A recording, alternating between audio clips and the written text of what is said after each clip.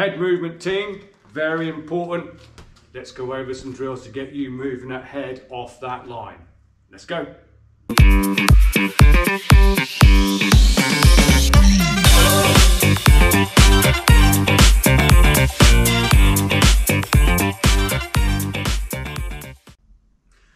Hey, welcome once again to the Sweet Science. Today we're going to talk about moving your head off of that line, where to go, how to do it properly, and what not to do as well. The longer I keep my head in one position, the more likely I'm going to get hit. So let's go over some stuff right now. So, slipping. There's four main zones you want to think about. Right now, yours and my head is on what we'd call lane 2. So we have zone 1, if you're a right-hander, zone 1, zone 2, down here a bit, zone 3, and zone 4. And what that basically means is I'm going to take my head from lane 2, put it in either zone 1, zone 2, zone 3, zone 4. I suppose you could say there's a zone 5 because just a bob is just straight down as well. So let's go over the technique that we would do to make sure we get to that position with the best body mechanics that we can. So, slipping, getting your head off that central line. The big thing everyone does wrong to begin with is they slip too far. They think they've got to get their head over here or their head over here. They have not. Standard boxing glove. This is a 14-ounce glove. It is that wide, so it's going to be coming down lane 2, the center of the glove. You only have to move that far or that far to make it miss. So when I'm slipping, so everything with our feet again, good stance, hands up, chin down, elbows tight. When I slip to my right, all I'm really doing is I'm pushing off of my lead leg and just getting my head just offline there. If I'm going to my left, I'm going into zone 1, pushing from the rear leg and just getting my head offline from there. So common mistakes that you see people do when they first start doing this, apart from moving too far, okay, is one, they fix their eyes and look over here, or look over here. No, you need one eye down the barrel of the gun. Yeah, one eye down the barrel of the gun. I'll come a little bit closer. Yeah, so here's the mistake. Here's the mistake. One eye down the barrel of the gun. The other one that they do a lot of, and this is particularly beginners, it feels really fancy and in your head like, oh, I look really cool. This is the other one they do. Start dropping that hand. It feels really cool and fancy. It's like, oh, I'm Lomachenko. No. The more you can keep this shape and this form, the better. So when I'm slipping, I'm pushing off of that leg and I'm keeping this hand here. I'm just going from lane 2 to zone 1 or zone 2. Here. You might hear other coaches say when you slip to lift that hand. There's sense to it, you know, that might catch an incoming shot. Personally, I don't like it. If I slip and lift that hand, I'm blocking my vision. I can't see what's going from there. So I would personally say, don't. I can see the sense to it. If you're comfortable doing that and you're happy, then do that. If you'd rather, there's no reason why you can't just keep this shape, this form, backhand thumb on your chin, push from your lead leg to slip to zone 2. Push from your rear leg to slip to zone 1. I haven't level changed, I've just took my head off that line and kept a good shape and good form.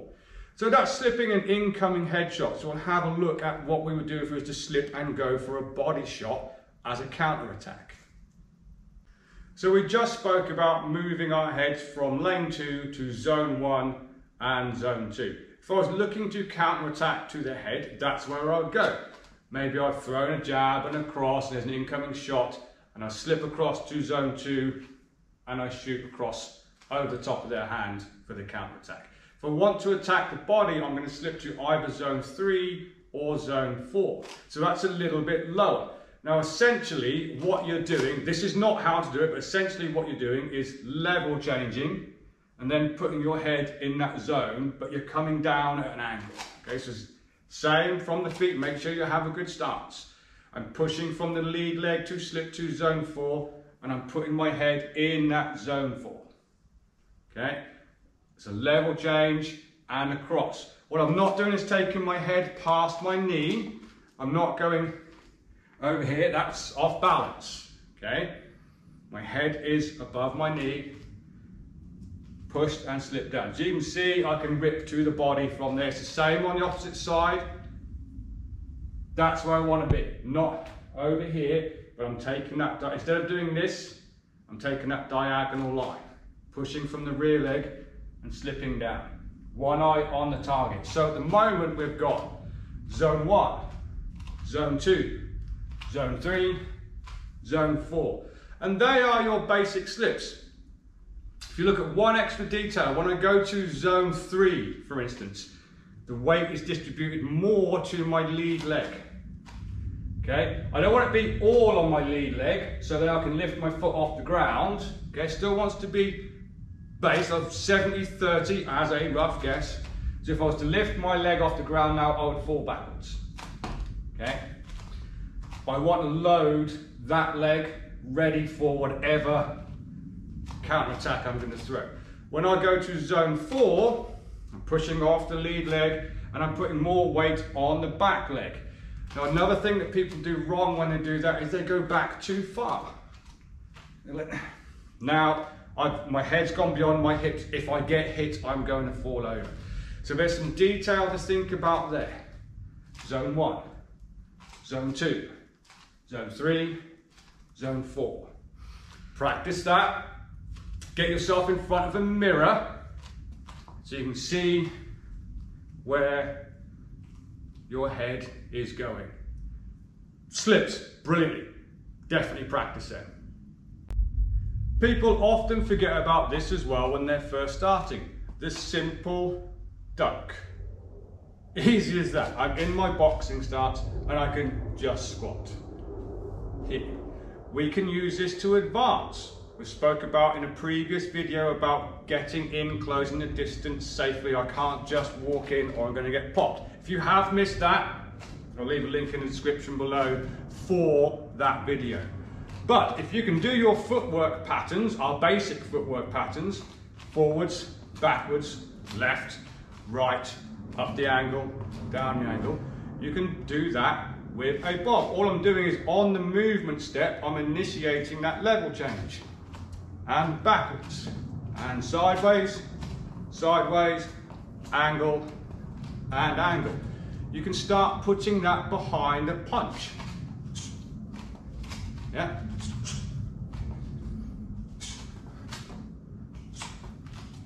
That's all movement afterwards. If there's an incoming punch, at the end of the day, when are you most vulnerable? You're not most vulnerable here.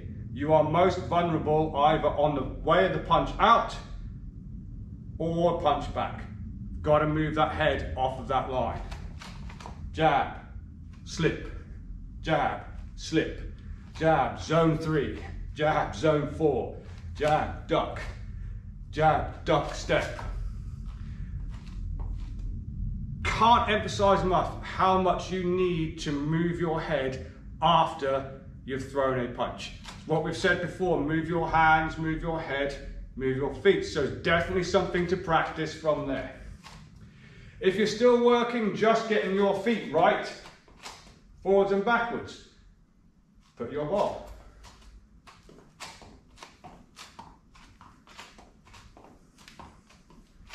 That's essentially moving your hands. Well, that's not moving your hands because I didn't move my hands. Essentially moving your head as you move. Put it on your jab. Jab, move. Jab, move. Jab, move. Jab, move. I can't emphasize, practice that enough. But once you can do that, we can start talking about our rolls as well. So let's go over that. A lot to think about already just with the slips. I know it might seem like I'm racing, but we can always come back and go over the videos and look again. So when we roll, mistakes people make in their stance, and it's basically this However, they slip first and then they're going to draw a U shape with their eyes here. What a lot of people do is they put their head down and do this, put the head down, take the eyes off the target and everything like that. If I stand on the side, if you notice, I keep my good shape, my good form, slip, draw a U shape with my eyes, I bend my legs and reset my shoulder. Slip, bend my legs, draw a U shape with my eyes and reset my shoulder. A good way for you to tell whether you're doing this correct is put yourself close to a punch bag. I'm going to put my hands down just so you can see better. Okay, so if I'm pushing my bum out backwards and I try to roll this, what am I going to do? Slip. Can't get my head past the back. So I need to be able to slip, draw a U shape here. U shape back. So each time I'm reset, so I reset this shoulder back to my stance. And then I'm going to pull this shoulder back, so I'm going to draw a U shape with my eyes again. Reset there. That's a basic roll. So it's something that you can put behind your punches.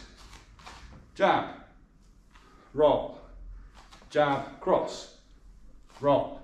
Now there's an unwritten rule, and you don't have to, but the unwritten rule is that you roll kind of underneath the punch you've just thrown. So if I throw a jab cross, it's almost like I'm going to roll underneath that arm. Okay? So jab, cross, and as I'm resetting that arm, roll. If I throw a jab, cross, jab, jab, cross, jab, it's like I'm going to roll underneath that arm. Here. You could roll the other way. It would feel very, very weird if I throw that shot and then come back. There's no reason why I can't. It just means I've got to do my body mechanics from there. Okay? But we'll get onto some shadow boxing in a moment to see how this all goes together. So far we've spoke about slipping to zone 1, zone 2, zone 3, zone 4, bobbing, and of course, rolling. The other, now this is a guideline, Slip to the outside of your last punch. Jab, slip, that's the outside of my last punch. Jab, cross, that's the outside of my last punch. I could slip to the inside. All you have to understand is if I've thrown a jab cross and I slip to the inside, my head is in lane with your 2. Okay? If I jab, slip to the inside, I'm in lane for a punch as well. It's safer to slip to the outside, but you can have a lot of success. I'm not saying that if you throw a jab at me, so if you're orthodox, your left hand's coming up, I'm not saying you can't slip to the inside of that shot and counter attack. It is more dangerous, so be very wary of that. It is safer to slip to the outside of that jab. Same with the cross, I can slip to the inside of your right hand. I'm putting myself in the firing line though. It's safer to be on the outside of that punch. So, combining some skills. Jab, slip. Jab, cross, slip. Yeah? Jab, slip. Jab, cross, slip. Jab, cross, roll. Jab, roll. Jab, cross, roll. Jab, roll. Jab, duck. Jab, cross, duck. You see how that one looked almost like a roll because my shoulder was forwards and I ducked and reset my shoulder. Okay? Ducked, reset the shoulder. It's very, very nearly a roll. If you want to look super good with your shadow boxing, move your head, then throw the punch, then move your head again. Slip, slip, jab, slip.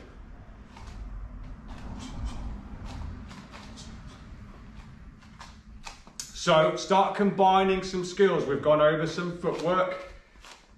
If I want to go step, step, so movement step, recovery step with a jab cross, and I'm going to put a roll on the end. Movement step with a jab, recovery step with a cross. Now I'm going to roll. Combining another skill with that is your lateral footwork. So my footwork would be step, step, step, step. Combine your key skills together.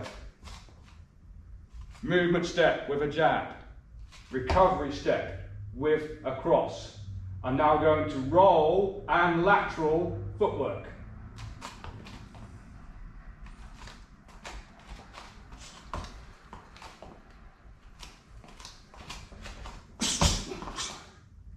Combine some of your key skills together, guys. Another thing to think about, particularly if you're doing your duck, very, very good evasive movement. Maybe though, you don't want to come up in the same spot that you went down. What I mean from here, if I just duck, come back up, chance of getting hit. No reason why you can't level change and just come up slightly differently to where you started from. Either side. Yeah. Here, if I'm say the person's throwing a jab cross, go underneath the jab, come back up, go straight into the cross. Whereas jab cross is coming at me, go underneath the jab, outside of the cross. You can put your hook on the end of that. So something else to think about when you're just going through your head movement drills. Doesn't have to be just or here, or if you're just doing your footwork, there's no reason why you can't take your head off to the side when you're doing your ducks. That's a top tip. Make sure you're practicing that as well. A classic drill that most coaches, and I see the sense why, it's teaching you body mechanics. A classic drill that a coach will get you to do on the pads would be something like jab, cross, slip, slip, come back with a 3 and a 2, yeah? I know, I understand why you're doing that. I don't like it. Personally, I don't like it. If I throw my jab and I throw my cross and you're coming back with your own jab and I slip to the outside of that, your cross is still coming down lane 2 and I'm putting my head, I've got to cross that firing line to get back to it. I don't personally like slip, slip. Slip, slip, get hit. I prefer slip, roll. Jab, cross, slip, roll. Now I can execute that 3 and that 2, and it's safer than slip, slipping. Yeah, so 1, jab, cross, slip, slip, 3, 2. Probably in reality, you've just got clipped on the way across the firing line. Jab, cross, slip, roll, 3, 2. And you can do that on the opposite side as well. Jab, slip, roll, 2, 3. So something you might want to start thinking about if you're beginning your journey. If you slip, don't just come back here. Or don't slip, slip. Start adding in your slip and your roll into your work. So a great way to practice this, or particularly your rolls, is a length of rope. It could be anything, a hand wrap or anything like that. And it wants to be roughly set about your chin height. Okay, roughly your chin height. So the reason why you want to be looking at things like this is most people when they start rolling, they go well too low. Yeah. That's a lot of work on your quads, your hamstrings, your glutes. It will tire you, and if your legs have gone, you can't box. So if this is roughly my chin height, I only need to get my head underneath that. Okay. Now you'll notice that I've done a little step with that as well. Because here's the other thing that goes wrong, is people move too far. So this is close to my chin. I don't want to now initiate a roll and it be over here. Who am I trying to fight? Here. That person's there. So now I've got to throw my punches and I'm all crossed up. I haven't got good body mechanics.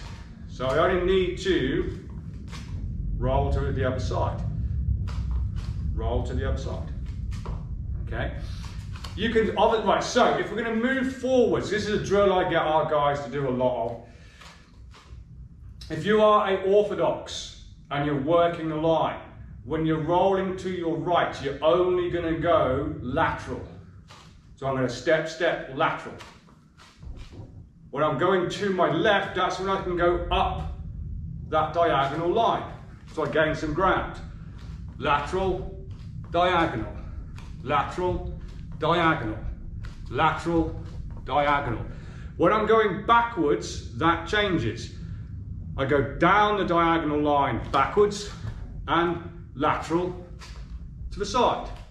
Diagonal, lateral, diagonal, lateral, diagonal, lateral. And again, going forwards, for us right-handers, lateral, diagonal, lateral, diagonal. If you want to start putting some punches in with this as well, this is just kind of my rule, not anybody else's.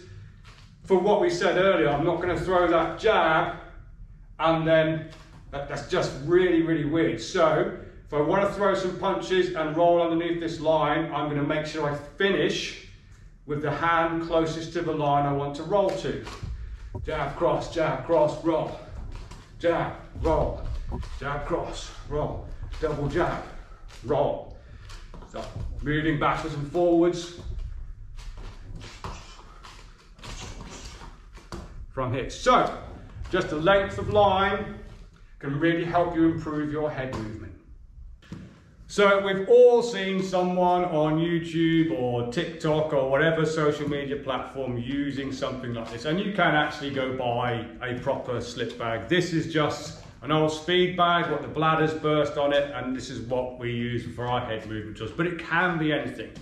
A lot of people will just get a boxing glove on a hand wrap so they can swing, because essentially all you need to do is swing, okay?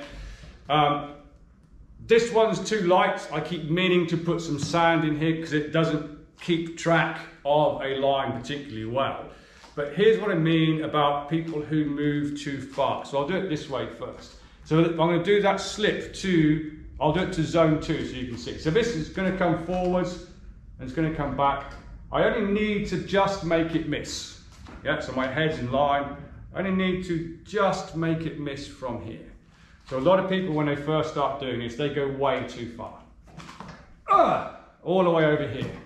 Okay, they go all the way over here. I only need to make that miss a little bit.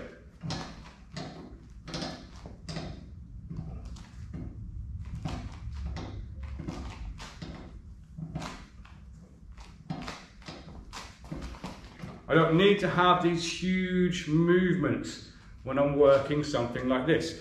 But if you want to get started with one of these, the classic thing everyone does when they first start is they watch the ball, okay? They go,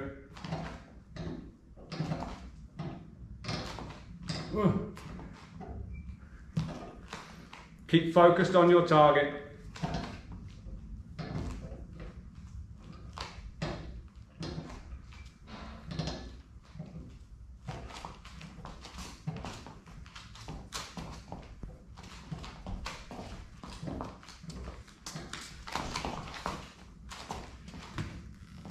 It is tricky. It is tricky, and more likely or not, you're going to have this happen and get hit on the back of the head, or you'll get some kind of rhythm going, and all of a sudden you'll hit the side of it from there. It's painstakingly annoying, but it does set you in that habit of moving your head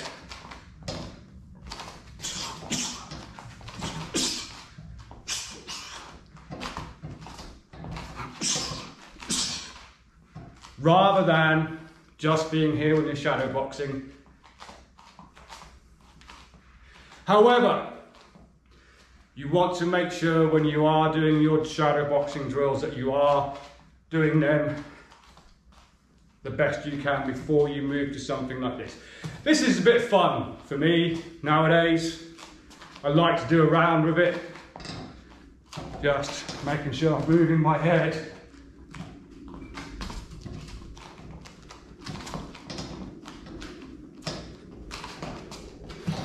I enjoy it.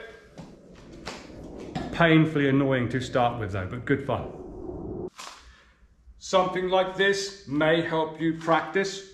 What it is, in our gym, we just have 3 pieces of duct tape on the wall, and if I stand in the center one, that's roughly a shoulder width apart when you're in a bladed stance, okay, not when I'm square on. Bit too early for lane theory yet, but this is lane 2, lane 1, and lane 3, and I have 4 little zones. Down the side, so lane 1, it tells me that 2s, 3s, 6s, 7s and 10s work the best. Lane 3, 1s, 4s, 5s, 8s and 9s work the best. In the center, all punches will land. So you can stand in front of this, you can stand in lane 2 and throw a combination and make sure you're moving your head either to zone 1, zone 2, zone 3 or zone 4. And if you do get something like this, it will help you understand what punches work best in what zone. And I'll do a little demonstration in a second. So right now I'm in front of our little lane and zone theory diagram we have on the wall. And it just helps people who are beginning to understand where they're putting their head afterwards. And I know you can't see that because it's directly behind you, but for instance, if I went jab, zone 1, jab, cross, zone 2, jab, zone 3, roll, jab, cross, zone.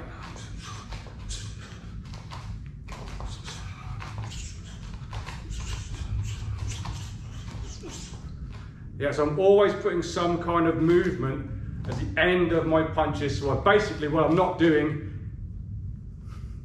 and getting popped on the end of it. Have a think about it. It helps a lot of our beginners to understand, got to move my head after those punches. But work on the technique of it first. As we said at the start of this video, it's not just this, there is detail to it. When we're slipping to zone 1, if we're a right hander, we're pushing off the back foot, putting our head in zone 1. Going to zone 2, I'm pushing off the front foot. If I'm going to go down to zone 3, it is like I'm level changing and here. Okay, but I was doing it in a diagonal line. Diagonal line.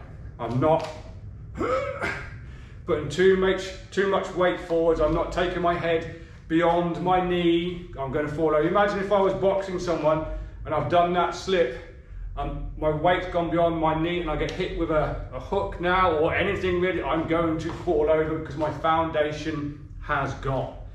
So everything's within inside your shoulders and knees.